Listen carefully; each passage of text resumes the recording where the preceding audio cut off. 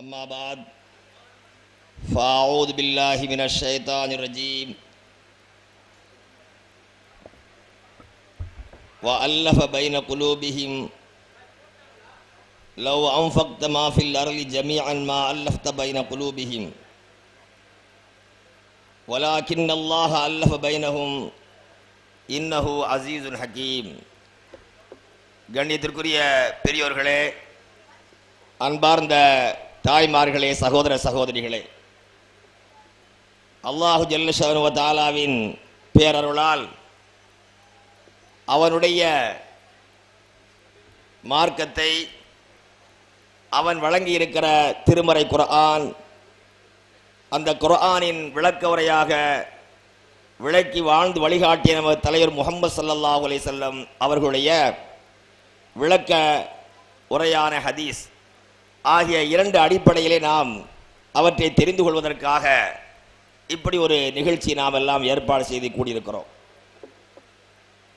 இஸ்லாம் கூறும் சமூக ஒற்றுமை என்ற தலைப்பில்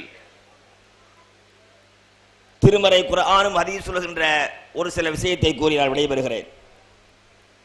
இந்த உரையில் நான் துவங்குவதற்கு முன்னால் உங்களிடத்தில் மிக அன்பாக அடக்கத்தோடு ஒன்றை வேண்டிக் கொள்கிறேன். இந்த திருமறை குர்ஆனும் ஹதீஸும் இது ஆற்றிருக்கிற சேவை சாதனை இந்த உலகில் இன்றளவும் பார்க்கிறோம். எத்தனையோ வேதங்கள், எத்தனையோ மதங்கள், எத்தனையோ சமயங்கள், அமைப்புகள், தலைமைகள் இருக்கின்றன. அவைகளும் பல்வேறு நல்ல பல சேவைகள், நல்ல அரிய திட்டங்கள், மனித சமுதாயத்திற்கு நல்ல சிறந்த வழிகாட்ட வேண்டும் என்ற உயர்ந்த பல்வேறு திட்டங்களை தீட்டிக் கொண்டு செயல்பட்டு கொண்டிருப்பதை பார்க்கிறோம். ஆனால் திருமறை குர்ஆனுக்கும் ஹதீஸுக்கும் ஒரு தனிப்பெரும் சிறப்பு, எவற்றை அறிமுகப்படுத்துகின்றதோ அந்த அறிமுகப்படுத்துகின்றவற்றை விளக்கி செயல்படுத்தி அதை நடைமுறைப்படுத்தி வெற்றி கண்ட ஒரு மார்க்கம் தான் இஸ்லாமிய மார்க்கம். வெறுமனே ஒரு சடங்காக, சம்பிரதாயமாக, வார்த்தை அலங்காரமாக சொல்லிவிட்டு போகின்ற ஒரு மார்க்கம் அல்ல. எனவே இன்றைய கால சூழலில் நாம் எல்லாம் அவசியமாக தெரிந்து கொள்ள வேண்டிய மிக முக்கியமான ஒரு தலைப்பு இஸ்லாம் கூறும் சமூக ஒற்றுமை. இந்த இஸ்லாம் கூறும் சமூக ஒற்றுமை வேண்டும் என்பதற்காக ஒவ்வொரு காலங்களிலும் இதற்காக பல்வேறு முயற்சிகள் மேற்கொள்ளப்பட்டன.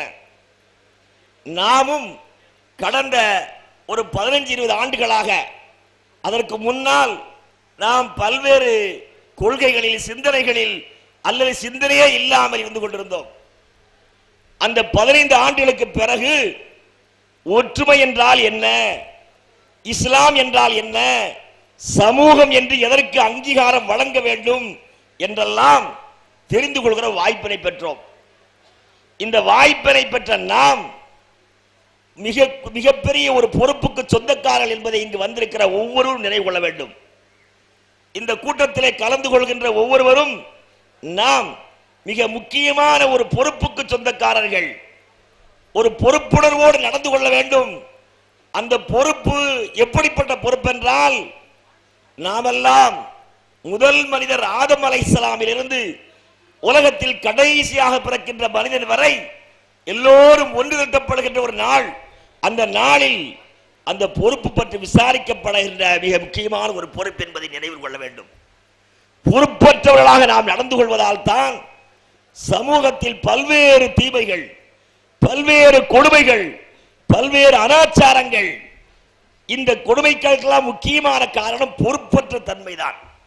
எனவே நாமெல்லாம் பொறுப்போடு வாழ்ந்து கொள்ள வேண்டும். இஸ்லாமிய சமூகம் கூறும் ஒற்றுமை என்றால், இஸ்லாத்தில் சமூகம் என்றால் என்ன, இஸ்லாம் ஏற்படுத்திய சமூகம் என்ன என்பதை நாம் முதலாக தெரிந்து கொள்ள வேண்டும்.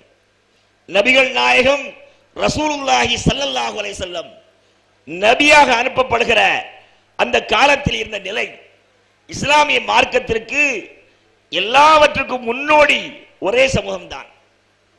நாம் இந்த உலகத்தில் ஒவ்வொன்றையும் பிரித்து பிரித்து பார்ப்பதற்கு பல்வேறு உதாரணங்கள், பல்வேறு சமூகங்கள், பலவற்றை காரணமாக காட்ட வேண்டும், அமைப்பாக காட்ட வேண்டும். ஆனால் நாமெல்லாம் ஏற்றுக்கொண்டிருக்கிற இந்த இனிய இஸ்லாமிய மார்க்கம் ஒரே ஒரு சமூகத்தை தான் எல்லாவற்றுக்கும் முன்மாதிரியாக நமக்கு தந்திருக்கிறது. எனவே இஸ்லாம் கூறும் சமூக ஒற்றுமை என்று சொல்லுகிற போது இஸ்லாம் எந்த சமூகத்தை அறிமுகப்படுத்தியது? அந்த இஸ்லாம் அறிமுகப்படுத்துகிற கால சமூகத்துக்கு முன்னால் அந்த சமூகம் எப்படி இருந்தது? சமூகம் ஒன்றுதான். ஆனா இஸ்லாம் அறிமுகப்படுத்திய பிறகு அந்த சமூகம் எப்படி இருந்தது? அது அறிமுகமாக்கப்படுவதற்கு முன்னால் அந்த சமூகம் எப்படி இருந்தது என்பதை நாம் கட்டாயமாக தெரிந்து கொள்ள வேண்டும். நமக்கு எல்லாவற்றிற்கும் முன்மாதிரி முஸ்லிம்களாகிய நாம் எல்லோரும் ஏற்றுக்கொண்டிருக்கிற ஒரு உண்மை, அவர்கள் பேரளவு முஸ்லீமாக இருந்தாலும் அல்லது அமைப்பு ரீதியாக முஸ்லிம்களாக இருந்தாலும் எப்படி வேண்டுமானாலும், ஆக முஸ்லீம்கள் என்று சொல்கின்ற எல்லோரும் வாயளவில் ஏற்றுக்கொண்டிருக்கிற ஒரு உண்மை, அல்லாஹு ஜல்ல ஷானு வ தஆலா முஸ்லிம்களுக்கு முன்மாதிரியாக யாரை கொடுத்திருக்கிறான் என்று நாம் எல்லோரும் நன்றாக எல்லா அமைப்பினரும் சொல்கின்ற வார்த்தை, லக்கத் கான லக்கும் ஃபீ ரசூலில்லாஹி உஸ்வத்துன் ஹஸனா லிமன் கான யர்ஜுல்லாஹ வல் யௌமல் ஆகிர வ ذكرல்லாஹ கஸீரா. உங்களுக்கு அல்லாஹ்வுடைய தூதுவரில் அழகான ஒரு முன்மாதிரி இருக்கிறது. உங்களுக்கு என்றால் யார்? எல்லோருக்குமா? நான் முஸ்லீம் என்று சொல்லிக் கொள்ளக்கூடிய எல்லோருக்குமா முன்மாதிரி? இல்லை, அப்படி இல்லவே இல்லை. அப்படி நினைத்ததால் தான் இன்றைக்கு சமுதாயத்தில் பல்வேறு பிரச்சனைகள், பல்வேறு பிளவுகள், பல்வேறு கொடுமைகள், சத்தியத்தை சொல்லுகிறோம் என்பதற்கு மத்தியிலே அக்கிரமங்கள் நடப்பதற்கெல்லாம் என்ன காரணம்? அல்லாஹ்வுடைய தூதுவரிலே உங்களுக்கு என்று சொல்லிவிட்டு நம்மை சிந்திக்க வைக்கிறார். உங்களுக்கு எல்லாரும் நினைச்சுக்கிறாங்க. யாருக்கு என்றால் லிமன் கான யர்ஜுல்லாஹ வல் யௌமல் ஆகிர வ ذكرல்லாஹ கஸீரா. மூன்று அம்சத்தை அல்லாஹ் முக்கியமாக சொல்கிறான். உங்களுக்கு என்றால் யாருக்கு தெரியுமா? அல்லாஹ்வை விரும்புபவர்கள். அல்லாஹ் என்றால் அல்லாஹ்வினால் நாளை மறுமையை தர இருக்கிற அந்த மறுமையை விரும்புகிறவர்கள்.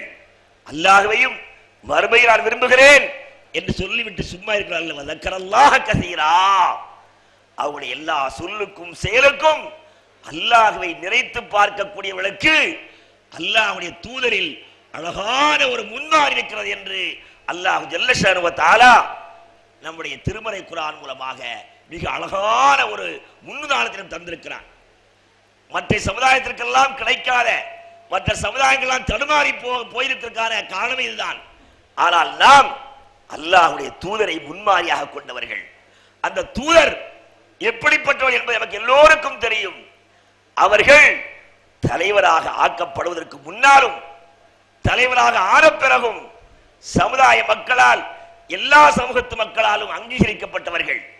யார் அவர்களை அல்லாஹ் இறைவன் தூதராக ஆக்கிய பிறகு நிராகரித்தார்களோ அவர்கள் நிராகரிப்பதற்கு முன்னால் அல்லாஹ்வினால் அவர்களை தலைவராக, அல்லாஹ்வுடைய தூதராக அறிமுகப்படுத்தப்படுவதற்கு முன்னால் அவரை கண்ணியமானவர், நேர்மையாளர், சத்திய புருஷன் என்றெல்லாம் பாராட்டிக் கொண்டிருந்தார்கள்.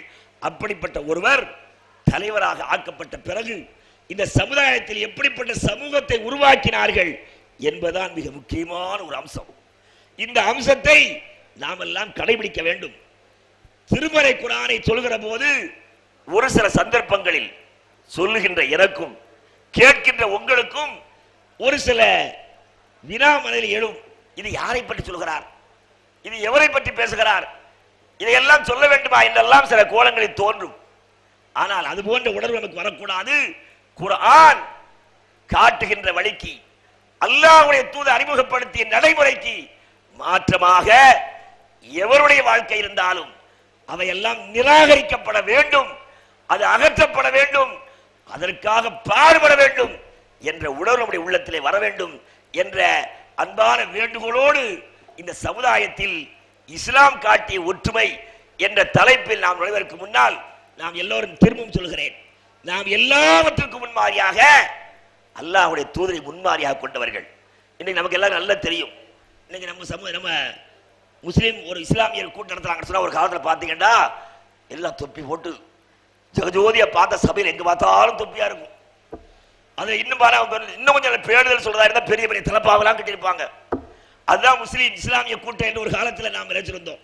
இன்னைக்கு பார்த்தா 95% தொப்பி இல்லை தலையில. பள்ளிவாசல் அதே மாதிரி 95% சில இமாமுக்கு தொப்பி இருக்காது. அப்படிலாம் தொழுக ஆரம்பிச்சோம். எதனால செய்தோம்? அது மாதிரி தொழுது முடிச்சல பாத்தீங்கன்னா இமாம் ஒரு பிரார்த்தனை செய்ய மக்கள் எல்லாம் ஆமீன் ஆமீன் சத்தம் போட அந்த பழக்கம் போச்சு. இப்படி நிறைய பழக்கங்களை நாம விட்டுட்டோம். எதனால விட்டோம்?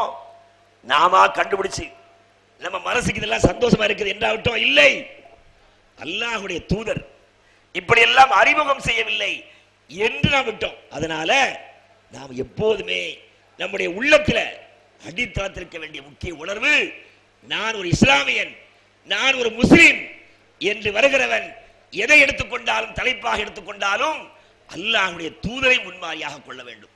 இது முக்கியமான ஒரு அம்சம். நாம் கடந்த காலங்களிலே நாம் எடுத்து வைத்த ஒரு முக்கியமான வாதம், வஅத்தஸிமு பிஹப்லில்லாஹி ஜமீஆ வலா தஃபர்ரகு. அல்லாஹ்வுடைய கயிறை பலமாக பிடித்துக் கொள்ளுங்கள், ஒரு சேர பிடித்துக் கொள்ளுங்கள், பிரிந்து விடாதீர்கள். அப்ப எல்லோரும் அல்லாஹ்வுடைய கயிறை பிடித்துக் கொள்ளுங்கள், பிரிந்து விடாதீர்கள் என்ற இந்த கொள்கையை அடிப்படையாக வைத்து தான் நம்முடைய பிரச்சாரம் துவங்குறோம்.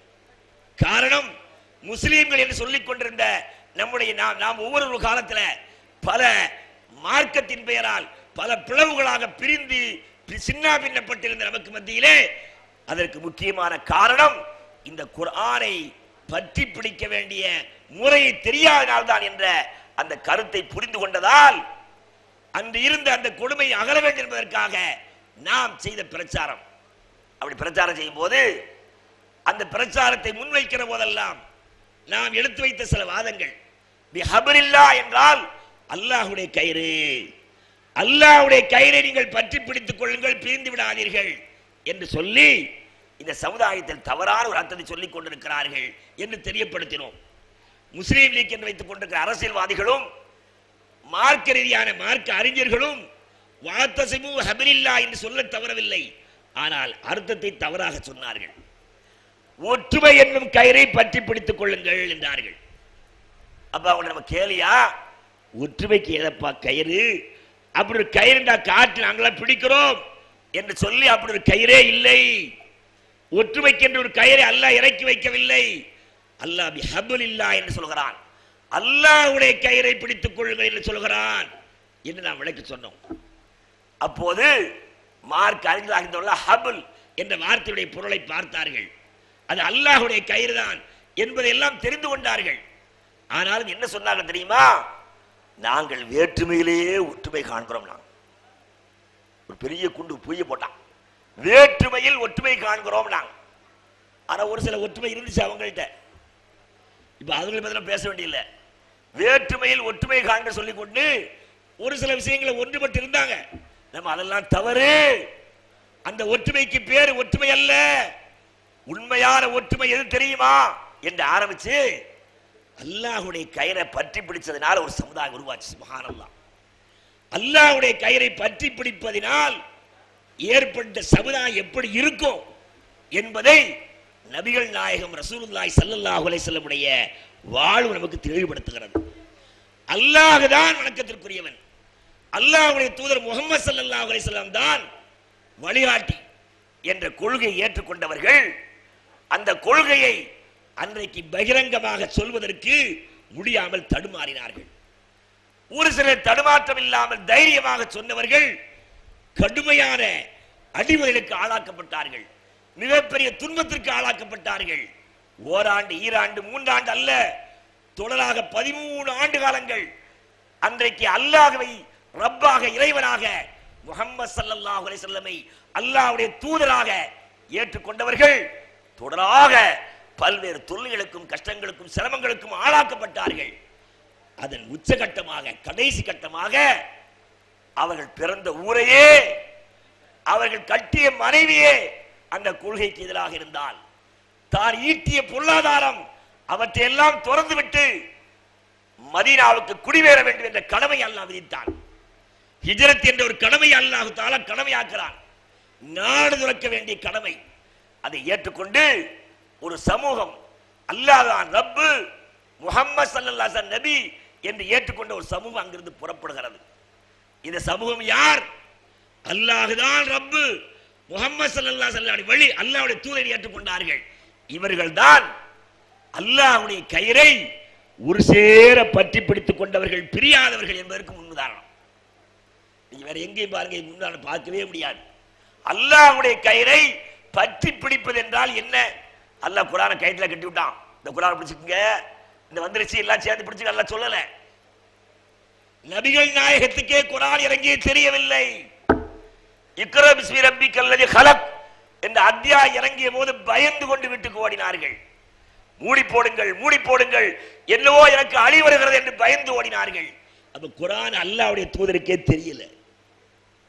அல்லாஹ்வுடைய தூதருக்கே தெரியாத ஒன்றைத்தான் அல்லாஹ் குர்ஆனாக இறக்கி, அன்றைக்கு வரக்கத் நௌஃபல் என்ற ஒருவர் அறியாமை காலத்திலேயே வேதத்தை படித்துள்ளவர், உங்களுக்கு வந்து இந்த செய்தியை சொன்னவர் அல்லாஹ்வுடைய மலக், ஒரு வானவர் தான் இப்படி சொல்லி இருக்கிறார், நீங்கள் இறை தூதர் செய்தி அவர்கள் தான் சொன்னார்கள்.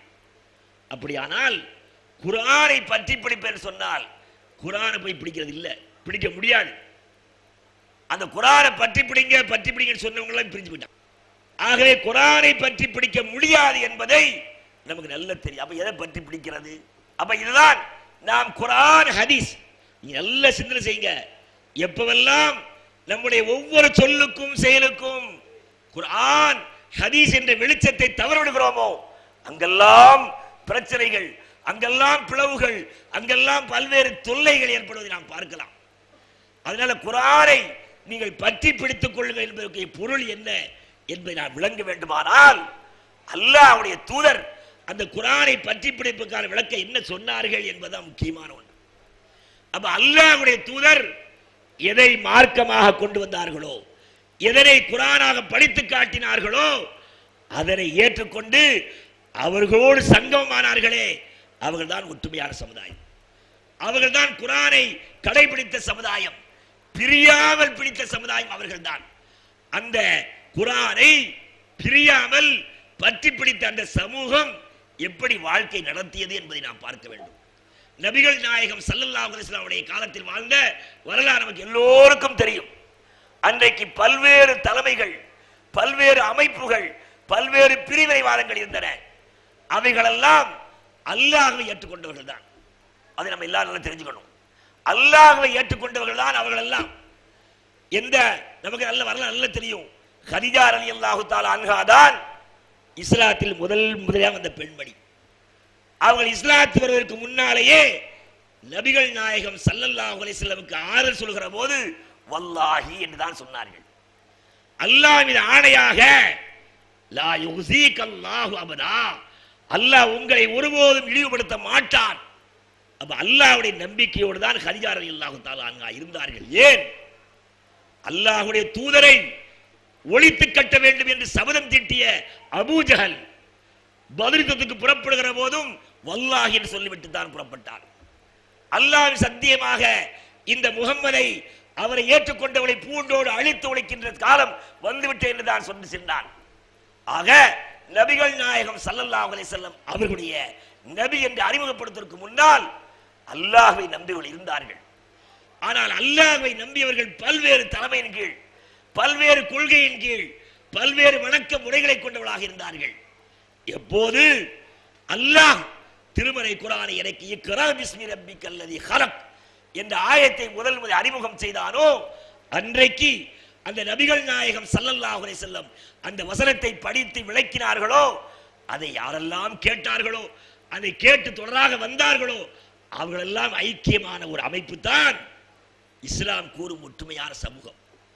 இஸ்லாம் கூறுகிற ஒற்றுமையான சமூகத்திற்கு முன்மாதிரி பல்வேறு தலைமைகள் தங்களுடைய தலைமைகளை விடுத்துவிட்டு அல்லாஹ்வுடைய தூதர் கொண்டு வந்திருக்கிற திருமறை குர்ஆன் அதுதான் சத்திய வழி என்று அங்கு அங்கம் வகித்தார்களே, அதுதான் இஸ்லாம் கூறும் சமூக ஒற்றுமை. அந்த அங்கத்தை அங்கு அந்த தலைமை ஏற்றுக்கொண்டு அங்கம் வகித்த எவரும் பிரிந்து சென்ற வரலாறு இல்லை. ஆனால் நயவஞ்சகர்களாக தங்களுடைய அங்கும் இங்கு முகத்தை காட்டிக் கொண்டு திரிந்தார்களே, சிலதை ஏற்றுக்கொள்வதும் சிலதை மறுப்பதும் இப்படி இருந்தார்களே, அவர்கள்தான் ஒரு சிலர் நபிகள் நாயகம் ஸல்லல்லாஹு அலைஹி வஸல்லத்தை வாயளவில் அல்லாஹ்வுடைய தூதர் சொல்லிக் கொண்டு வெளியேறியவர்கள். எனவே இஸ்லாத்தில் இஸ்லாம் கூறும் சமூக ஒற்றுமை என்பது அல்லாஹ்வுடைய தூதர் திருமறை குர்ஆனை கொண்டு வந்து தந்து அதை யாரெல்லாம் பிளவு இல்லாமல் பிரிவு இல்லாமல் பல்வேறு அமைப்பு இல்லாமல் தலைமை இல்லாமல் ஐக்கியமானார்களோ அந்த ஒரே ஒரு சமூகம் தான் இஸ்லாம் கூறிய அந்த ஒற்றுமையான சமூகம். இப்படி சொல்லும் போது நம்முடைய கண் முன்னால் இந்த ஒற்றுமை வருவதற்கு முன்னால் என்ன தீமைகள் இருந்தன, இந்த ஒற்றுமைகள் இல்லாது போனால் என்ன தீமை ஏற்படும் ஏற்பட்டது என்பதை நமக்கு வரலாறு காட்டுகிறது. அருமை சகோதர சகோதரிகளே, திருமறை குர்ஆன் நமக்கு தந்திருக்கிற பாடம் ஏதோ ஒரு சில அம்சத்தை தந்து ஒரு சில அம்சத்தை மறைக்கவில்லை. இன்றைக்கு நம்முடைய தௌஹீத் சகோதரர்கள், குர்ஆன் ஹதீஸ் தான் மார்க்கம் என்ற சகோதரர்கள் இன்றைக்கு குழம்பி போயிருக்கிறார்கள், தடுமாறி போயிருக்கிறார்கள். என்ன நினைக்கிறார்கள் என்று சொன்னால், ஒரு சிலரை பார்த்தா ஒரு சில நல்ல சிந்தனை உள்ளவங்க, நான் எந்த அமைப்பையும் சாராதவன், நான் எதிலையும் சேர மாட்டேன், எதிலையும் சேர நீ யாருப்பா? இஸ்லாமிய பார்வையில் அதுவும் தவறு. நிறைய பேர் சொல்லாத எந்த அமைப்பும் சாரலைங்க, இன்னும் பெரிய கொள்கையில சிறந்த அம்சத்தில் உள்ள மாதிரி, நான் எந்த அமைப்பையும் சாராதவன், நான் எதிலையும் சேர மாட்டேன், சேராமலேயே கொள்கையை சொல்லிக் கொண்டிருப்பேன். என்ன கொள்கையை சொல்ல போற? மண்ணாங்கட்டி கொள்கையை சொல்ல போற? என்ன கொள்கையை சொல்ல போகிறாய்? நபி ஸல்லல்லாஹு அலைஹி சொன்னாங்க, யார் இந்த ஜமாத்தை விட்டு பிரிந்து செல்கிறானோ அவன் நரகத்தில் தனித்து விடப்படுவான் என்றார்கள். ஜமாத் என்பது மிக முக்கியமான ஒரு அம்சம், அந்த ஜமாத்தில் அங்கம் வகிப்பது என்பதும் மிக முக்கியமான ஒரு அம்சம். அதனாலதான் அல்லாஹ்வுடைய அந்த குர்ஆன்ல வாத்தஸிமு ஹபிலில்லாஹி ஜமீஅன் 3வது அத்தியாயம் 103 எல்லாரும் தெரியும். ஏன்னா அடிக்கடி கேட்டு பழக்கம் இல்ல. 3வது அத்தியாயம் 103வது வசனம் அப்படி படிச்சு பாருங்க. வாத்தஸிமு பிஹபிலில்லாஹி ஜமீஅன் வலா தஃபர்ரகு என்று அல்லாஹ் சொல்லிவிட்டு வதுகுரு நிஅமத்தல்லாஹி அலைக்கும் இது குன்தும் ஆதான் ஃபஅல்லஃப பைன குலூபிக்கும் ஃபஅஸ்பஹதும் பினிஅமதி இக்வானா. இப்படி சொல்றா பாத்தீங்களா? குர்ஆனை கடைபிடிக்க சொல்லிட்டால உடல எல்லோரும் சேர்ந்து குர்ஆன் என்ற இந்த கயிறை பற்றி பிடித்துங்கள் சொல்லிட்டு அல்லாஹ் என்ன சொல்லல, நீ தனியா ஒரு அமைப்பு வச்சுக்க, உனக்கென்று ஒரு தனியா தலைவர் வச்சுக்க, நாங்களும் குர்ஆனை தான் சொல்கிறோம் அப்படி சொல்லல. நாங்களும் ஹதீஸ் தான் சொல்கிறோம், நாங்கள் ஏற்றுக்கொண்டிருக்கிற தலைமை என்ன காரணமாக பிரித்து வந்தோம் தெரியுமா அப்படிலாம் சொல்லல. நேரம் இருந்தா ரொம்ப பேசுவேன். நம்முடைய பெரிய சோதனை என்ன, இப்ப பார்த்தாலும் எங்கிருந்து எங்க நாகர்கோவில் எங்க இருக்கு, ஏர்வாடி 1000 மைல், இங்க வந்த பிறகு 1/2 மணி நேரத்தில் பேசி முடிக்கவும் 3/4 மணி பேசி முடிக்கவும் எல்லாம் இந்த வியாதி தீரவே மாட்டாங்க. நமக்கு ரொம்ப சங்கடமா, எனக்கு கூப்பிடாதுன்னு பல சொல்லியாச்சு. ஏன்னா பேசக்கூடிய பேச்சாளர் நிறைய வந்துட்டாங்க, அவங்க வச்சு பேச வைங்க. ஏன்னா அரைகுறையா முடிச்சு போன ஒரு திருப்தியே இல்லை, 3/4 மணி நேரம் முடிக்கணுமா. அதனால முடிஞ்சாலும் முடியாட்டாலும் முடிச்சிடறேன். ஏன்னா தலைவர் ஆர்டர் போட்டா தலைவி கட்டுப்பட்டு சொல்லிட்டு கட்டுப்படாமல் போயிட்டான்னு சொல்லக்கூடாதுல்ல, இவனே பேசி கட்டுப்பட மாட்டாங்களான்னு பேச்சு வந்துடும். அதனால நான் தலைவர் சீட்டு தராமல் இருந்தால் அது வரைக்கும் கொஞ்சம் நேரம் பேசுவேன். அதனால ஒன்னே காலம் சொல்லிருக்கா, அதுல பாங்கு வேற சொல்லிடுவாங்களாம். அதனால அதுக்குள்ள முடிச்சிடும், முடிஞ்சாலும் முடியாட்டாலும் நீங்க விளங்கிடுங்க. அப்ப என்ன அல்லாஹ் சொல்றான், அப்ப நபி ஸல்லல்லாஹு அலைஹி வஸல்லம் அவர்கள் கொண்டு வந்த மார்க்கத்தை பற்றி அல்லாஹ் நினைவூட்டும் போது வதுகுரு நிஅமத்தல்லாஹி அலைக்கும், நீங்கள் அல்லாஹ் உங்களுக்கு செய்த அருள்கொடை எண்ணி பாருங்கள். நல்ல கவனமா கேளுங்க. இது குன்தும் ஆதான், நீங்கள் பகைவர்களாக இருந்தீர்கள். அப்ப எவரெல்லாம் பகைவனா இருக்கிறானோ அவன்லாம் திருமறை குர்ஆனை கடைபிடித்தவன் அல்ல. எங்கெல்லாம் பகைமை உணர்வு தலைவிரித்தாடுகிறதோ அவர்கள் குர்ஆனை பற்றி பிடித்த போலி, போலியிலும் போலி, அதை நம்பாதீர்கள். அப்படி ஒரு பிரச்சாரத்தை ஒரு காலத்தில் வச்சோம். இன்னைக்கு என்ன ஆச்சு தெரியுங்களா? சொல்லாமல் இருக்க முடியாது, சொல்லித்தான் ஆகணும். மதுஹபுவாயில் சொல்லக்கூடியவர்கள் கூட, இன்றைக்கு தரீக்காவில் சொல்லக்கூடியவர்கள் கூட செய்ய துணியாத காரியத்தை நமது சகோதரர்கள் சொல்ல வெக்கமா இருக்கு. நம்முடைய சகோதரர்கள் இன்றைக்கு தமிழ்நாடு தௌஹீத் ஜமாத் செய்து கொண்டிருக்கிறார்கள். பேர சொல்லும்போது தலைவரை சத்தம் கூட சொல்லாத, வேற யார சொல்றது? அவங்க தெரிஞ்சுக்கிட்டீங்கன்னா பப்ளிக் நம்ம 4 மூலைகளை சொல்றோம், அவங்க காலையில் விட்டு அவங்க நம்முடைய சகோதரர்கள் தான், நமக்கெல்லாம் முன்மாதிரியாக இருந்தவர்கள். இன்னும் சொல்ல போனா அந்த நம்ம தலைவர் உண்மையில ஒழுங்காத்தான் இருப்பான்னு நினைக்கிறேன். இந்த சமூகம் எப்போதெல்லாம் சீரற்றது தெரியுமா? ஒரே ஒரு நயவஞ்சகன் எல்லா காலத்திலும் புகுகிறார் உள்ள. நம்ம கமால் நம்ம ஜமியத் அமீர் தலைவராக இருக்கக்கூடிய கமால் மதீனையோ அல்லது தமிழ்நாடு தௌஹீத் ஜமாத்துடைய தலைவர் பி ஜெயிலாவதி அவர்களோ, அவங்க 2 பேரையும் கேளுங்க, அவர் சொல்லுவார் கமால் ரொம்ப நல்ல ஆளுங்க. யாரு? தமிழ்நாடு தௌஹீத் ஜமாத் டிஎன்டிஜியுடைய தலைவர் கமால் மணி கண்டால் அவர் நல்ல மனுஷன் பிஜே. அப்ப ஏன் அவங்களோட பிரிவு? நல்ல மனிதனாக இருக்கக்கூடிய உங்களுக்கு மத்தியில் ஏன் பிரிவு என்றால் மூன்றாவது ஷைத்தான் உள்ள நுழையலாம். எல்லா காலத்திலையும் நயவஞ்சகன் அங்கும் இங்குமாக முகம் காட்டி திரிகின்ற நரகத்தின் அடித்தட்டில் கிடப்பான் அல்லாஹ் சொன்ன நயவஞ்சகன் உள்ளே புகுந்து விளையாடுகிறார்கள். அதனாலேதான் வேற்றுமையிலே ஒற்றுமை காண்கிறோம் சொன்னவர்கள் கூட செய்யாத காரியத்தை இன்றைக்கு தமிழ்நாடு தௌஹீத் ஜமாத் சொல்லக்கூடிய நம்முடைய அருமை நண்பர்கள் செய்கிறார்கள். என்ன சொன்ன தெரியுமா? ஒரு காலத்தில் பிரச்சாரம், அதற்கு முன்னால பீசை இல்லாதவர்கள் தான் என்ன சொன்னாங்க? யார் எழுதினாலும் படி, யார் கூப்பிட்டாலும் போ, எங்கு வேணாலும் தௌஹீதை சொல்லுங்கள், எதை வேண்டுமானால் படியுங்கள் என்று பிரச்சாரம் செய்த அவர்கள் இன்னைக்கு தலைகளம் மாறிட்டாங்க. நான் எழுத படிக்கணும், வேற படிக்காத, நாங்கள் நடத்துகிற மேடை மட்டும்தான் மேடை, அடுத்த மேடையில் ஏற மாட்டோம். எனக்கெல்லாம் கூட அவர் சொன்னார், எனக்கெல்லாம் முன்மாதிரி அவர் தான். எல்லாம் சொல்றது வைக்கப்பட வேண்டிய அவசியம் இல்லை. ஒரு மாதிரியா முன்மாதிரியா இருந்தார். எங்கள்கிட்ட சொன்ன வார்த்தை என்னுடைய காதில் உரித்துக் கொண்டிருக்கிறது. யார் எங்கே கூப்பிட்டாலும் தௌஹீதை சொல்வதற்காக செல்ல வேண்டும். அவர்கள் தௌஹீத் அல்லாத சொல்ல கூப்பிட்டால் கூட நாம் தந்திரமாக தௌஹீதை நுழைக்க வேண்டும் என்று சொன்ன ஒரு மாபெரிய அறிவாளி தான். ஆனால் இன்றைக்கு அழைக்கிற போது எங்களுடைய பேனர் போடுவீர்களா? தமிழ்நாடு தௌஹீத் ஜமாத்தில் போட்ட வருவோம், குர்ஆன் ஹதீஸ் போட்ட வர மாட்டோம். அப்ப தமிழ்நாடு தௌஹீதுக்கு வேற ஒன்று இருக்குன்னு அர்த்தம். குர்ஆனை சென்றால் எல்லா உலகத்துக்கெல்லாம் சொந்தம். உலகத்தில் எங்கு வேண்டுமானால் சென்றால் குர்ஆன் ஹதீஸ் என்றால் அவன் தான் முஸ்லீம், அதுல மாற்றமே இல்லை. ஆகவே நல்ல ஆயத்தை படிச்சு பாருங்க. அல்லாஹ் செய்த அருளை எண்ணி பாருங்கள். என்ன அல்லஃப பைன குலூபிக்கும், நீங்கள் விரோதிகளாக இருந்தீர்கள், பகைவர்களாக இருந்தீர்கள். உங்களுடைய உள்ளங்களில் பகைமையை அகற்றி உங்களுக்கு நேசத்தை ஏற்படுத்தியவர் அல்லாஹ் என்று அல்லாஹ் குறிப்பிடுறான். அப்ப பகைமை உணர்வு இருக்கு பாருங்க, அது முஸ்லீம் இருக்கக்கூடாது, இஸ்லாம் என்று இருக்கக்கூடாது. அதிலும் அல்லாஹ்வை ரசூலை ஏற்றுக்கொண்ட ஒரு இஸ்லாமிய சமூகத்திற்கு கூடாத ஒரு கேடு. அப்ப அந்த பகைமை எப்படி வந்துச்சு, எப்படி அகன்றது, அந்த பகைமை எப்படி மாறி? சுப்ஹானல்லாஹ், இப்படி ஒரு சமுதாயத்தை எங்கு பார்க்க முடியும்? அல்லாஹ்வுடைய தூதர் திருமறை குர்ஆனை கடைபிடித்தவர்களுக்கு மத்தியில் ஏற்பட்ட ஐக்கியத்தை எங்கு பார்க்க முடிந்தது? மதீனாவிற்கு மக்காவிலிருந்து அகதிகளாக உடுத்த உடையோடு புறப்பட்டு போனார்கள். பலர் மனைவி இழந்து போனார்கள். அவளுக்கெல்லாம் மதீனத்து அவர்கள் செய்த தியாகம், அந்த ஒற்றுமை இவ்வளவு மிகப்பெரிய ஒற்றுமை.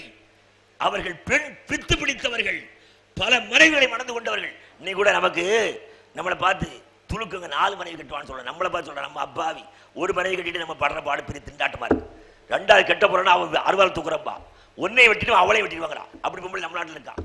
அப்ப நம்ம ஆட்களுக்கு 2 பெண்ணு ஆச்சரியம். யாரையாவது அறிமுகப்படுத்த 4 முண்டாட்டி கெட்டுக்காரன்னா ரொம்ப ஆச்சரியமா இருப்பான். ஆனா அரபு நாட்டில் 4 தான் கெட்டுன்னு ஆச்சரியப்பட்டான், அவ்வளவு வச்சுக்கிட்டு இருந்தான். அதனால லிமிட் போட்டு 4க்கு மேல கெட்டாடானா. அப்ப அவருக்கு தான் சட்டம் வைத்தார், நம்மளுக்கு இல்ல. நம்ம தான் 1க்கு மேல வழி இல்லையே, வசதி இருந்தா கூட கெட்ட யோசிக்கிறான். நல்ல சிந்தனை தௌஹீதால் எத்தனை பேர் நம்ம 2 பெண்ணா கெட்டுவாங்க, அவன் கெட்ட அதிசயம். அப்ப இந்த மாதிரி விஷயத்தை 4 மறைக்கு வச்சுக்கூடாது நல்லா சொன்ன பாருங்க. அப்ப பெண் பித்து பிடித்தவர்கள் எவ்வளவு அளவுக்கு பித்து பிடித்தவர்கள் என்றால், தகப்பன் மரணம் அடைந்த பின்னால் தாயை கூட தனக்கு துணைவி ஆக்கிக் கொள்கிற பாதகமானவர்கள், அவ்வளவு இழி செயலை செய்தவர்கள், சர்வ சாதாரண விபச்சாரம் செய்து கொண்டிருந்தவர்கள். அவர்கள் இந்த இஸ்லாம் என்ற ஒற்றுமை மிக்க சமுதாயத்தில் அங்கு வகித்த பின்னால் எப்படி மாறுகிறார்கள்? அப்துல் அவுஃப் ரலியல்லாஹு தஆலா என்று சொல்றார்கள்.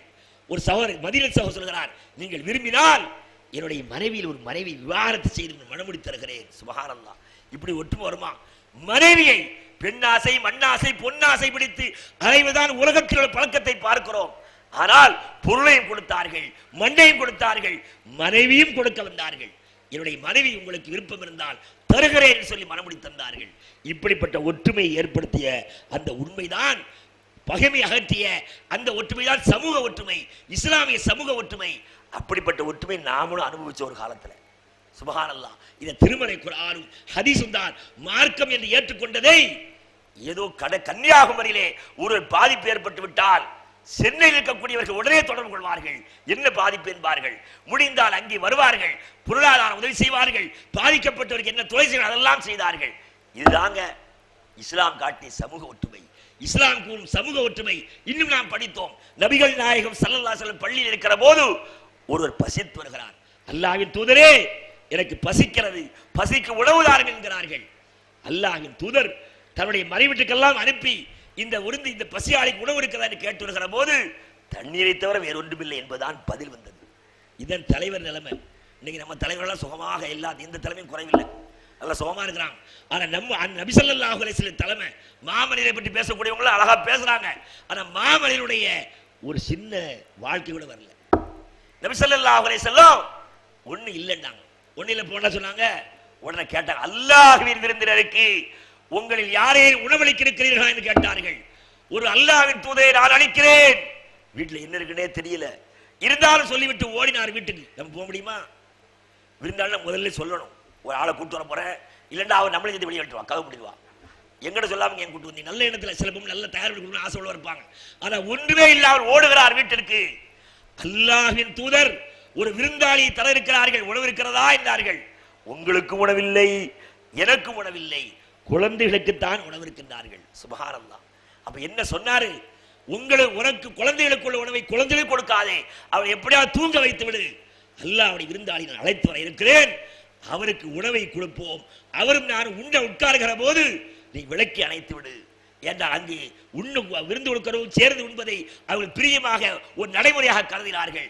ஆகவே நாங்கள் உண்ணும் போது விளக்கி அணைத்து விடு என்றார்கள். சுப்ஹானல்லாஹ். அதே போல மனைவி செய்கிறார்கள். உண்ண அமர்கிறார்கள், குழந்தையை பசியோடு தூங்க வைக்கிறார்கள். அந்த விருந்தினை உண்ண உட்கார்ந்த உடனே விளக்கை அணைத்து அவர் இருவருமாக சாப்பிட சொல்கிறார்கள். எவ்வளவு பெரிய ஒற்றுமை! சுப்ஹானல்லாஹ். இதுதான் இஸ்லாம் காட்டிய ஒற்றுமை, இதுதான் இஸ்லாம் சமூகம் கூறிய ஒற்றுமை. இந்த ஒற்றுமை எப்போது வரும்? குர்ஆன் அதை சொல்லக்கூடிய பல அமைப்பு இருந்த வரவே செய்யாது. நீ நல்ல ஞாபகம், இஸ்லாமிய சமூகம் காட்டிய ஒற்றுமை என்பது பலர் குர்ஆன் நினைக்கிறாங்க. குர்ஆனை யார் சொன்னாலும் சரிதான். இல்ல, குர்ஆனை அவர்கள் சொல்லக்கூடாது. நபிகள் நாயகம் ஸல்லல்லாஹு அலைஹி வஸல்லம் தான் அல்லாஹ்வுடைய தூதருக்கு முன்னாடி என்று சொன்னால் அதை நல்லா கவனிச்சு பாருங்க. ரசூலுல்லாஹி ஸல்லல்லாஹு அலைஹி வஸல்லம் அவர்கள் எப்போது இந்த ஏகத்துவ பிரச்சாரம் செய்தார்களோ அப்போது யாரெல்லாம் சேர்ந்தாங்களோ அவங்க எல்லாம் தான் முஸ்லிம்கள். ஏன்? நபி ஸல்லல்லாஹு அலைஹி வஸல்லம் அவர் எல்லாரையும் ஒன்று சேர்த்து மதீனாக்கு போற அந்த ஜமாத்தை அமைச்சிட்டு என்ன சொன்னாங்க? யார் என்னிடத்தில் அல்லாஹ் ரப் என்றும் நான் அல்லாஹ்வுடைய தூதர் என்றும் ஏற்றுக்கொண்ட பின்னால் இந்த கொள்கையை விடுத்து விட்டு செல்கிறானோ அவன் என்னை விட்டு போய்விட்டான் சொல்லல, இஸ்லாத்தை விட்டே போய்விட்டான். நல்லா கவனிச்சு பாருங்க. அல்லாஹ்வுடைய தூதர் அவங்க யாருங்க? மனிதர் தான். வமா முஹம்மது இல்லா ரசூல் இன்ஹுவ இல்லா பஷர் வமா இன்னமான பஷருக்கும் மிஸ்லுக்கும் யூஹா. அல்லாஹ் அப்படி சொல்றான், நான் உங்களை போல மனிதர் தான். அப்ப மனிதர் தான் மனிதரில் புனிதராக அல்லாஹ் ஆக்குகிறான். அப்படிப்பட்ட புனிதத்திலே ஒரு உடன்படிக்கை செய்தால் அல்லாஹ் ரப்பாக நான் ஏற்றுக்கொண்டேன், உங்களை தூதராக நான் ஏற்றுக்கொண்டேன் என்று செய்துவிட்டால், அப்படி செய்த பின்னர் அவர் அந்த ரசூலை விட்டுவிட்டு நான் வெளியே சென்ற பிறகும் நான் அல்லாஹ் கட்டுப்பட்டு நடக்கிறேன், உங்களுடைய வாழ்க்கையை நடைமுறைப்படுத்துகிறேன் சொன்னா அவன் முஸ்லிம் அல்ல என்றார்கள். வேற என்ன நிலைமை? அவன் என்னிடத்தில் மீண்டும் வராமலே மரணித்து விட்டால் இஸ்லாத்தை ஏற்றுக்கொள்வதற்கு முன்னால் என்ன நிலையோ அதே அறியாமை காலத்து மரணம் தான் அவனுக்கு என்றார்கள். அப்ப நபி ஸல்லல்லாஹு அலைஹி இதுக்கு மட்டுமா சொன்னாங்க? என்னை ஏற்றுக்கொண்டால் மட்டும் சொல்லிட்டு விடல. பிறகு என்ன சொன்னாங்க? இதே நிலை நான் மரணித்த பிறகும் மன் அத்தா அமீரி ஃபக்கத் அத்தானி வமன் அத்தானி ஃபக்கத் அத்தா அல்லாஹ் என்றார்கள். என்னுடைய தலைமைக்கு நான் சொல்லக்கூடிய விஷயங்களை தலைமையேற்று பொறுப்பேற்று செல்லக்கூடிய யார் கட்டுப்படுகிறார்களோ அவர் எனக்கு கட்டுப்பட்டவரை போன்று, எனக்கு யார் கட்டுப்படுகிறார்களோ அல்லாஹ் கட்டுப்பட்டவரை போன்று சொன்னார்கள். அப்ப அல்லாஹ்வுடைய தூதர் கட்டுப்படும் என்பது அல்லாஹ் கட்டுப்பட்ட மாதிரி. அப்ப ஒரு அமீர் கட்டுப்படும் என்பது அல்லாஹ் கட்டுப்பட்ட மாதிரி. இது சொன்னோம். அப்ப அல்லாஹ் அமீர் என்ன சொன்னாலும் கேட்கணுமா? அதுல கொஞ்சம் பாகப்படுறாங்க. ஒரு காலத்துல நாம இந்த கொள்கையை புரிஞ்சு ஒரு சந்தோஷத்துல என்னெல்லாம் சொல்ல தெரியுமா? ஜமாத் இஸ்லாமை பாருங்க, அவர்கள் சில விஷயங்களை அல்லாஹ் சொன்ன கேட்க மாட்டாங்க. கேட்டால் சின்ன விஷயம் பெரிய விஷயம் என்பார்கள். சின்ன விஷயம் என்று சொல்வார்கள், பெரிய விஷயம் என்று சொல்லுவார்கள். அப்படி எல்லாம் இஸ்லாத்துல சின்ன விஷயம் பெரிய விஷயம் கிடையவே கிடையாது. அல்லாஹ் ரசூல் சொன்னால் அது எதுவாயிரும் சிறிது பெரிது என்று இல்லாமல் கடைபிடிக்க வேண்டும் என்று முழங்கிய நாம இன்னைக்கு எப்படி ஆடி தெரியுமா? சின்ன விஷயத்துல கடைபிடி ஒற்றுமையா இருக்க வேண்டியதில்லை. இது முக்கியமான விஷயம் இல்லை. இது முக்கியமா? எது முக்கியம் இல்லை. அல்லாஹ்வுடைய திருமறை குர்ஆனும் ஹதீஸும் அழுத்தம் திருத்தமாக சொல்லக்கூடிய வார்த்தை, தொழுகைக்கு முன்னால், நோன்புக்கு முன்னால், ஜகாத் ஹஜ் போன்ற இந்த கடமைகளுக்கெல்லாம் முன்னால் இஸ்லாம் என்ற ஒரு முத்திரை, அல்லாஹ்வை அவருடைய தூதரை ஏற்றுக்கொள்வது, அதுபோன்று ஒவ்வொரு காலத்திலும் குர்ஆனை ஹதீஸை மார்க்கமாக சொல்வதற்கான அமைப்பின் தலைமை கட்டுப்படும் இஸ்லாத்தில் முக்கியமான அம்சம். அதனாலதான் இந்த 103 வசனத்துக்கு பிறகு 104 நான் இடையில கொஞ்சம் போக்கி சொல்றேன், எடுத்து படிச்சு பாருங்க. 104, அதுக்கு அடுத்து 105. 104 எல்லாம் நல்லா தெரியும். தப்லீகாரங்க அடிக்கடி சொல்றது வல்தக்கும் மின்கும் உம்மத்து யதுல் கைர். அந்த 104வது உங்கள ஒரு சமூகம் இருந்து குர்ஆன் கூறிய நன்மையை ஹதீஸ் கூறிய நன்மையை சொல்லிக்கிட்டே இருக்கணும், தீமையை தடுத்து கொண்டே இருக்கணும், அவர்கள் தான் வெற்றியால் சொல்லிட்டு. அப்ப நல்லா ஞாபகம், ஒற்றுமை என்பது குர்ஆன் ஹதீஸ் அடிப்படையில் ஒற்றுமை. அந்த ஒற்றுமைக்கு பேரு தான் பகைமையற்ற நேசமான ஒற்றுமை. இன்னொரு விஷயம் சொல்ல மாட்டேன், அல்லாஹ் சொல்லி இது குன்து ஆதான் ஃபஅல்ல பைன குலூபிக்கும் ஃபஅஸ்பது நிஅமதி இஹ்வானா வ குன்தும் அலா ஷஃபா ஹுஃபரத்தி மினன் நார். நீங்கள் நரகத்துடைய குழியின் ஓரத்தில் இருந்தீர்கள். அப்ப பகைமையோடு குர்ஆனை அந்த நபிகள் நாயகம் ஸல்லல்லாஹு அலைஹி வஸல்லம் ஏற்றுக்கொள்ளாமல் பிரிவுபட்டு பிளவுபட்டிருக்கிற வாழ்க்கை நரகத்திற்குரிய வாழ்க்கை சொல்றான்.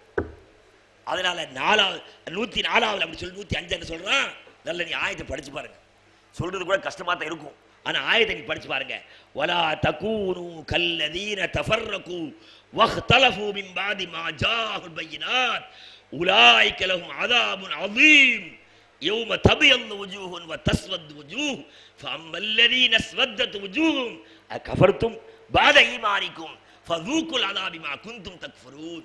அல்லாஹ் என்ன சொல்றா பாருங்க. எனவே அருமையான சகோதரர்களை நல்ல சிந்திச்சு யாரு குர்ஆனை சொன்னாலும் போகலான்னு முடிவு வராதீங்க.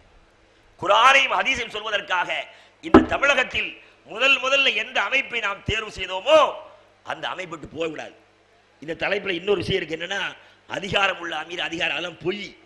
குர்ஆன் அப்படிலாம் இல்லை. அதிகாரம் இல்லை தலைவர் சொன்னாலே அவன் விலங்கல் நடத்துங்க. எவனையாவது தலைவர் சொன்னாலே அவர் கட்டுப்படும் தலைவரும். அப்ப அதிகாரம் இல்லாத தலைவரை கேலி கூத்தாங்க அப்படிலாம் கிடையாது. அதிகாரம் வேண்டுமானால் உலகளாவிய அதிகாரமா, வீட்டு அதிகாரமா, நாட்டு அதிகாரமா, ஊர் அதிகாரமா, ஒரு ஏரியாவை பிரிக்கலாமே தவிர அதிகாரம் இல்லாத தலைவரே கிடையாது. அது போலி வாதம்.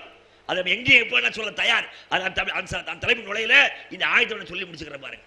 என்ன அல்லாஹ் சொல்றா பாருங்க. வலா தகூனு கல்லதீன தஃபர்ரகு. குர்ஆன் படிச்சு பாருங்க, எத்தனை அவசரம் நீ பார்க்க மாட்டீங்களோ.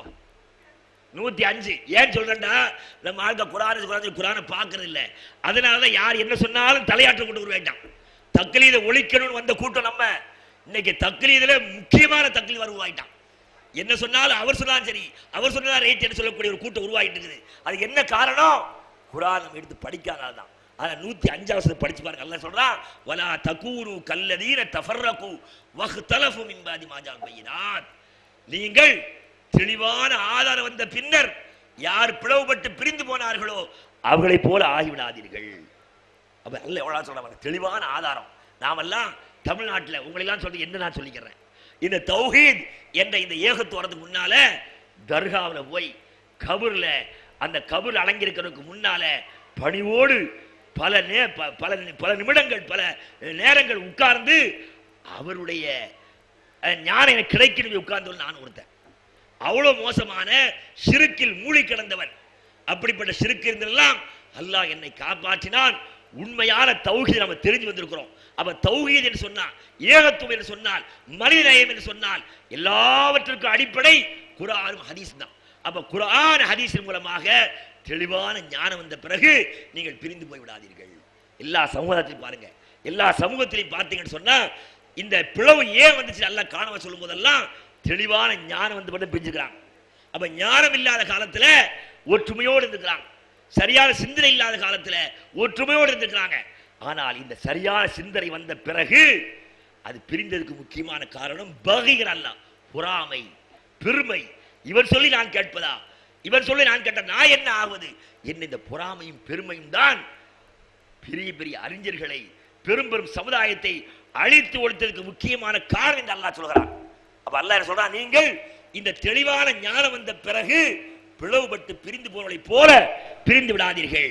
அப்ப அல்லாஹ் நமக்கு முன்னுதான். நீ குர்ஆனை படிச்சு பார்த்தீங்கன்னா ஏராளமான திருவசனங்கள் அல்லாஹ் நம்மை பார்த்து மூமின் என்று அழைத்து சொல்லக்கூடிய மூமினுக்கு சொல்லுகிற அறிவுரைகள்ல நமக்கு முன் வாழ்ந்த வேதக்காரர்களை பற்றி ஏராளமான வசனங்கள். காரணம், இந்த சமுதாயத்திற்கு ஏற்படுகிற கேடுகள் அதிகமாக யூதர்கள் மூலமாகத்தான்.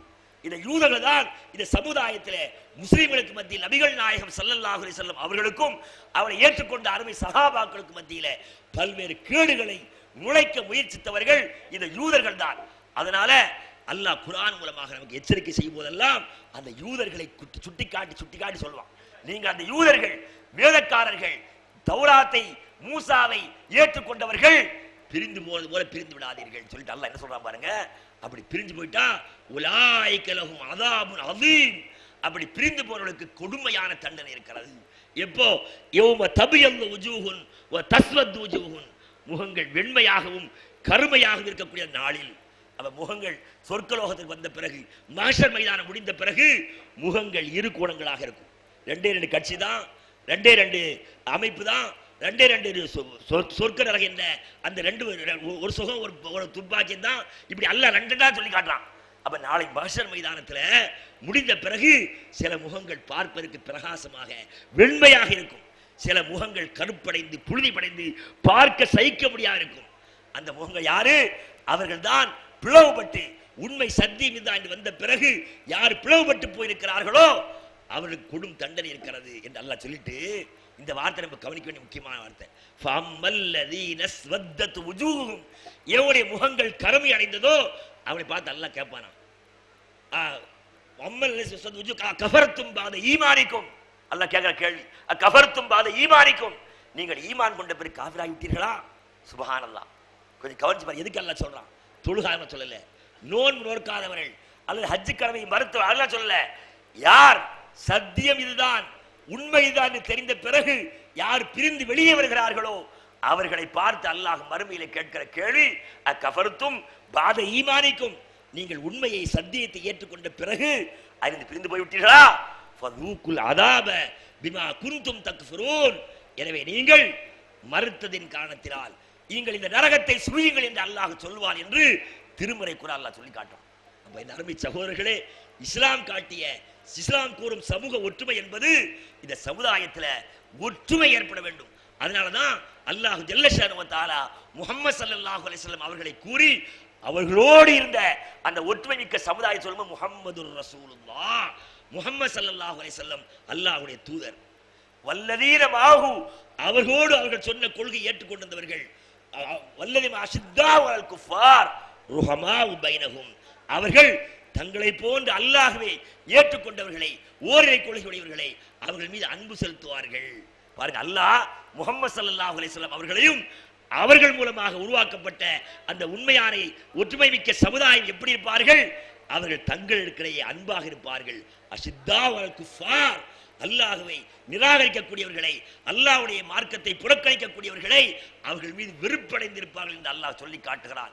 எனவே நாம் திருமறை குர்ஆன் தான் மார்க்கம், ஹதீஸ் தான் மார்க்கம் என்று ஏற்றுக்கொண்டு வந்திருக்கிற நாம் ஒவ்வொருவரும் நம்முடைய வாழ்க்கையினுடைய ஒவ்வொரு சொல்லுக்கும் செயலுக்கும் ஆதாரமாக அடிப்படையாக திருமறை குர்ஆன் வசனங்களை பார்த்து நபிகள் நாயகம் ஸல்லல்லாஹு அலைஹி வஸல்லம் வாக்கு வழிமுறைகளுக்கு கட்டுப்பட்டு நாம் நடந்தால்தான் உண்மை முஸ்லிம்களாக இருக்க முடியும்.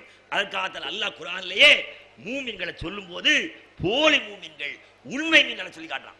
அப்ப உண்மையான மூமின் யாரு, போலியான மூமின் அல்லாஹ்வை சொல்லி காட்டுறான். இன்னமல் மூமினூன், உண்மையிலேயே அல்லாஹ்வாகி என்னை நம்பி வாழக்கூடிய யார் தெரியுமா? இதா துக்கிரல்லாஹ், அல்லாஹ்வை நினைவுபடுத்தப்பட்டால். ஏனென்றால் நாம் எல்லாம் மனிதர்கள், எவ்வளவுதான் உச்சத்திற்கு சென்றாலும் நம்மிடத்தில் தவறு ஏற்படும், அல்லாஹ்வை மறக்க வேண்டிய நிலை ஏற்படும். அல்லாஹ்வுடைய தூதரை ஏற்றுக்கொண்ட, அவரை கண்மூடாக கண்ட அபூபக்கர் சித்தீக் ரலியல்லாஹு அன்ஹு, உமர் இப்னு கத்தாப் ரலியல்லாஹு அன்ஹு, அவருடைய நிகழ்ச்சியெல்லாம் ஹதீஸில் படிச்சு பார்க்கலாம். அவங்களுக்கு இடையில பல வகையான பிரச்சனை ஏற்பட்டிருக்கு, ஏன் மனிதர்கள் என்ற ரீதியிலே. ஆனாலும் இதா துக்கிரல்லாஹ், அல்லாஹ்வை நினைவுபடுத்தப்பட்டால், அல்லாஹ் இப்படித்தான் சொல்லியிருக்கேன் சொல்லப்பட்டா வஜ்ரத்து குலூபுஹும், அவங்க உண்மையிலே மூமினா இருந்தா உள்ளத்தில் பயம் ஏற்படும். வைதா துலியத்தாலையும் ஆயாத்துஹு, அல்லாஹ்வுடைய திருவசனங்கள் படிக்கப்பட்டு இதுதான் சரியான கொள்கை என்று சொல்லப்பட்டால் ஜாதத்துஹும் ஈமானா, அவருடைய இருக்கிற நம்பிக்கை அதிகரித்துவிடும். வஅலா ரப்பிஹிம் யதவக்கலூன், அப்படி அதிகமான உடனே அல்லாஹ்வுடைய திருவசனங்கள் சொல்கின்றனவா, அல்லாஹ் இப்படி சொல்கின்றானா என்று தெரிந்த உடனே வஅலா ரப்பிஹிம் யதவக்கலூன், முழுமையாக அல்லாஹ்வின் பாரத்தை போட்டுவிட்டு அதற்கு முன்னால் என்ன தவறு செய்திருந்தாலும் அல்லது தன்னை நம்பி ஒரு பெரிய சமுதாயம் உருவாயிருந்தாலும் தான் சொல்வதை கேட்பதற்கு யார் இருந்தா இல்லாவிட்டாலும் நான் அல்லாஹ்வுடைய வார்த்தைக்கு மாற்றம் நடக்க மாட்டேன், அல்லாஹ்வுடைய ஆயாத்துக்கு மாற்றம் நடக்க மாட்டேன், நான் முழுக்க முழுக்க அல்லாஹ்வை சார்ந்து நடப்பேன் என்ற இந்த அடிப்படையை தான் அல்லாஹ் திருமறை குர்ஆன் சொல்லி காட்டுகிறான். இதை வந்திருக்கிற நம்முடைய அருமை சகோதரர் ஒவ்வொருவரும் இந்த ஆயத்தை உங்களுடைய மனசில் உராசி பாருங்கள். அதான் அல்லாஹ் அன்ஃபால் என்ற 8வது அத்தியாயத்துடைய 2வது 3வது வசனங்களை சொல்லி காட்டுறான். மூமின்களுக்கு இருக்க வேண்டிய அடிப்படையே இதுதான். எந்த காரணத்திலையும் நாம் மூமின்களாக இருக்கிறவர்கள் எந்த குர்ஆன் ஹதீஸ் என்ற அங்கத்தில் வகிக்கிறோமோ அந்த தலைமை கட்டுப்பட்டு ஆக வேண்டும். தலைமை இருக்கிறது ஒரே ஒரு கட்டம் தாங்க. தலைமையை நாம் எதிர்த்து போறதா இருந்தா குர்ஆன் சொல்லக்கூடிய ஒரே ஒரு கட்டம் தெரியுங்களா? நீங்கள் இல்லான் தரோ குஃபுரன் பவ்வாஹனா, பகிரங்கமான குஃபுரை நிராகரிப்பதை நீங்கள் கண்டால்தான் புறக்கணித்து போக வேண்டுமே தவிர வேறு எந்த சந்தர்ப்பத்தில் போகவே கூட நல்லா சொல்றாங்க, ரசூல் சொல்றாங்க. அதான் நாம் ஏற்றுக்கொண்டு வந்திருக்க சமூக ஒற்றுமையில நாம் அங்கு வகிக்கக்கூடியவர்கள் என்றைக்கும் ஒரு ஜமாத் தான். மற்றவர்களெல்லாம் மற்ற மருத்துவர்கள் கூட நம்ம சொல்லி காட்டுவாங்க, ஒரே அல்லாஹ், ஒரே ரசூல், ஒரே குர்ஆனை வேதி நம்பி சொல்லி காட்டுவாங்க. ஆனா அவங்க கண்ணில் நாம பலமாறி காட்டுவோம். இல்லை இல்லை இங்கேயும் பல கொள்கை இருக்கு என்று காட்டக்கூடிய நிலை ஏகத்துவாண்டு வந்திருக்கு என்பதை நாம் நினைவு கொள்ள வேண்டும். எனவே ஒரே ஒரு சொல்லி முடிச்சிடறேன். என்னன்னு கேட்டா, அதாவது சில பேர் சொல்லும் போது இல்ல இல்ல சஹாபாக்கள் காலத்தில் அது இருந்துச்சு, பிரிவினை இல்லைங்க. கருத்து வேறுபாடு என்பது கட்டாயம் இருக்கும். கருத்து வேறுபாடு என்பது வேறு, பிரிவினை என்பது வேறு. உதாரணமா ஒரு குடும்பம், ஒரு தாய் தந்தை பிள்ளைகள்லாம் வாழும்போது அந்த மகனுக்கு கல்யாணம் சொல்ல உடனே நம்ம பார்க்கும் எல்லா இடத்துலையும் பார்த்தீங்கன்னா கிமு கிபின்னு சொல்ற மாதிரி தீப்பிடி எல்லா இடத்துலையும் இருக்கும். திருமணத்துக்கு முன்னால ஒரு நிலை, திருமணத்துக்கு பின்னால ஒரு நிலை இருக்கும். என்ன, அதாவது 99 குடும்பத்தில் இருக்கும். கல்யாணம் வச்ச பிறகுதான் அது வரைக்கும் என் மௌன மாதிரி உண்டான்னு சொன்னவெல்லாம் நேற்று வந்து சொல்ல கேட்டு மாறிட்டானே இந்த பாய்ப்பேன்னு சொல்லுவான். இப்படி சொல்லக்கூடிய குடும்பத்தை எத்தனை பார்க்கிறோம். அப்படி வரும்போது என்ன நடக்கும்? ஒருவேளை தாயும் தந்தையும் குர்ஆனை ஏற்று நடந்து வச்சுக்கோங்க. அப்படிப்பட்ட தாய் தந்தையை நம்ம பிரிஞ்சு போகக்கூடாது. அப்ப அவங்க கட்டுப்பட்டு இருக்கணும். சரி, அவங்களுக்கு பிரிக்க அவங்களோட வாழ முடியாத சூழல் நமக்கு ஏற்படும். குர்ஆன் அடிப்படையில் வச்சுக்கோங்க. அப்ப என்ன செய்யலாம்டா, கொஞ்ச நாளைக்கு விழுங்கலாம், வேற வீடு பார்த்து வாடகைக்கு போகலாம். ஆனா நீ எங்க வாப்பா இல்லை, நீ எங்க உமா இல்லை, நான் ஒரு நீ எங்க வாப்பம் இல்லை, நான் உமா ஒரு மௌனம் இல்லைன்னு சொன்னா அவனை எப்படி நினைப்போம்? அந்த மாதிரி ஒரு ஜமாத்துல ஒரு தலைமணி ஏற்றுக்கிட்ட பிறகு அந்த தலைவர் குர்ஆன் சொல்லும் போது ஏதாவது சில சிக்கல் ஏற்படத்தான் செய்யும். ஆனால் அல்ல குர்ஆன் நிறைய எடுத்து வந்தேன். இந்த முக்காவது என்ன சொல்றது, எனக்கு கஷ்டமா இருக்கு, உங்களுக்கு இன்னும் கொஞ்சம் பொறுத்தா நீங்களும் போயிடுவீங்க, அப்பயே சாப்பாடு வேறு அறிவிச்சு பயமா போச்சு, 1 மணிக்கு முன்னே போயிடுவாங்களா. அதனால குர்ஆனை படிச்சு பார்த்தா அல்லாஹ்வுக்கு ரசூல் கட்டுப்படுற மாதிரியே அல்லாஹ் ஒரே இடத்துல தான் என்னுடைய அதிகாரத்தை, என்னுடைய மார்க்கத்தை சொல்லக்கூடிய அதிகாரம் கட்டுப்பட சொல்லி அங்கதான் சொல்லும் போது பிரச்சனை வருங்கிறான். அப்ப பிரச்சனை கட்டாயம் வரும். அந்த சம்பவத்தை படிச்சு பாருங்க. அல்லாஹ்வுடைய தூதரை நேர்முகமாக கண்டு அவரோடு இருந்தவர் அவர் சொன்ன ஒரு வார்த்தை. நேரம் முடிஞ்சுல, நேரம் முடிஞ்சு. அதுல ஒரு முக்கியமான சம்பவம். அதனால மனிதர்களை நம்ம தலைவராக ஏற்றுக்கொண்டு செயல்படுவதற்கு செயல்படாம தலைவர் பிரிஞ்சு போக ஒரே ஒரு கட்டம் தான். இதை நீங்க யார் வேணாலும் எங்க வேணாலும் எப்ப வேணாலும் சொல்லலாம். ஒருவரை தலைவராக ஏற்றுக்கொண்ட பிறகு கருத்து வேறுபாடு வரலாம், ஆனா பிரிஞ்சு போக கூடாது. அப்ப கருத்து வேறுபாடு ஏற்பட்டு எந்த விஷயத்தில் நம்ம கருத்து ஒட்டு போக முடியலையோ அதுல வேணா நம்ம அமைதியா இருந்து கொள்ளலாம். இப்படி சஹாபா காலத்தில் நிறைய இருந்திருக்குது. ஆனா நீ தலைவர் இல்லை, ஒன்னு நான் தலைவராக ஏற்றுக்கொள்ள மாட்டேன் என்று போகவில்லை. அப்படி போகக்கூடாது. அப்படி போருக்கு ஒரே ஒரு காரணம் என்னது? பகிரங்கமான குஃபுர். அந்த குஃபுர் கூட ரசூலுல்லாஹ் சொல்லும்போது ஃபீஹி புர்ஹான், நீ நான் கண்மூடித்தனமாக குஃபுர் சொல்லக்கூடாது. அந்த குஃபுர் என்று சொல்லக்கூடிய விஷயத்திலையும் தெளிவான ஆதாரம் இருந்தால்தான் பிரிந்து போகலாமே தவிர வேறு எந்த சொல் பிரிந்து போகக்கூடாது சொல்லி ரசூலுல்லாஹ் சொல்றாங்க. எனவே அருமையான சகோதர சகோதரிகளே, அல்லாஹ்வுடைய மிகப்பெரிய கிருபையினால தமிழகத்துல குறுகிய காலத்துல மிகப்பெரிய ஒரு சமுதாயத்தை நம்ம உருவாக்க முடிந்தது. இது வேற எங்கேயும் பார்க்க முடியல. காரணம் குர்ஆனும் ஹதீஸ் செய்த மாற்றம். எனவே இந்த குர்ஆனை நம்பி இருக்கிற நம்முடைய சகோதரர்கள் அவர்கள் பெருவாரியாக வெளியிருந்தாலும் கம்மியாக வெளியிருந்தாலும் அவளுக்கெல்லாம் இந்த அமைப்பு இந்த கூட்டத்தின் வாயிலாக நாம் விடக்கூடிய அழைப்பு என்னவென்றால், நீங்கள் சென்றது பகிரங்கமான தவறு, குர்ஆனுக்கு மாற்றமான என்பதை ஒருவேளை உங்களுடைய சிந்தனையில் சரி என்று படுத்தாலும் மீண்டும் ஆய்வு செய்து அதையெல்லாம் விடுத்துவிட்டு மீண்டும் நாம் எல்லாம் உருவாக்கிய இந்த குர்ஆன் ஹதீஸ் என்ற அமைப்பில் சங்கமமாகி நாம் பகைமை அகற்றி ஒற்றுமையோடு இருந்து செயல்பட வாருங்கள் என்று உங்களை அன்போடு பணிவோடு வேண்டிக் கொள்கிறேன். யா அல்லாஹ், எந்த உள்ளங்களில் எல்லாம் குர்ஆனும் ஹதீஸும் தான் மார்க்கம் அது அல்லாதவை குஃபர் பித்அத் நரகத்திற்கு என்று நீ தெளிவுபடுத்தினாயோ அந்த உள்ளங்களில் ஒற்றுமையோடு இணக்கத்தோடு செயல்பட்டு உன்னுடைய மார்க்கம் தான் பெரிது, எங்களுடைய கௌரவம், என்னுடைய தலைமை, என்னுடைய அறிவு, என்னுடைய ஆற்றல் பெரிதல்ல, அவை எல்லாம் உடைய முன்ன அனுப்பமானவை என்ற உணர்வை தந்து நாங்கள் இறுதி வரை உன்னுடைய குர்ஆனை சென்ற அந்த அமைப்பில் ஒற்றுமையோடு இருந்து உன்னுடைய மார்க்கம் மட்டுமே மேலோங்கக்கூடியவளாக ஆகக்கூடிய நல்ல வாய்ப்பை உள்ளங்களை எல்லாம் கையில் வைத்து ஆட்டி படைக்கூடிய ஏகனாய் அல்லாகவே உன்னிடத்தில் முறையிட்டு எங்களுடைய உள்ளங்களை இந்த குர்ஆனை சென்ற அந்த அமைப்பில் ஒன்றுபட்டு இறுதி வரை செயலாற்றக்கூடிய நல்ல வாய்ப்பை எங்கள் தந்தல் வாயாக என வேண்டி நிறைவு செய்கின்றேன். வாஹு தாவானா அல்ஹம்துலில்லாஹி ரப்பில் ஆலமீன்.